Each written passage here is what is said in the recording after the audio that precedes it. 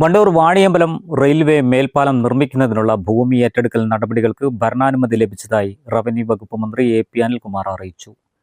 മേൽപ്പാലം നിർമ്മാണത്തിനായി 1 acre 56 saint ഭൂമി ഏറ്റെടുക്കുന്നതിനാണ് റവന്യൂ വകുപ്പ് അനുമതി നൽകിയത്.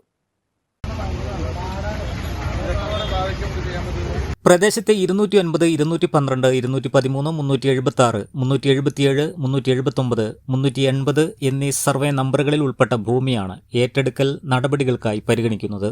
ഭൂമി ഏറ്റെടുക്കുന്നതിനുള്ള തുടർ നടപടികൾക്കായി ലാൻഡ് അക്വിസിഷൻ വിഭാഗത്തെ ചുമതലപ്പെടുത്തി.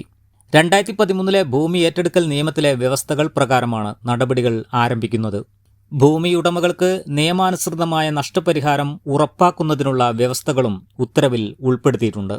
വാണിയമ്പലം റെയിൽവേ ഗേറ്റിലെ ഗതാഗതക്കുരുക്ക് കുറയ്ക്കുന്നതിനും യാത്രാ സൗകര്യം മെച്ചപ്പെടുത്തുന്നതിനും ഏറെ പ്രാധാന്യമുള്ള പദ്ധതിയാണ് റെയിൽവേ മേൽപ്പാലം.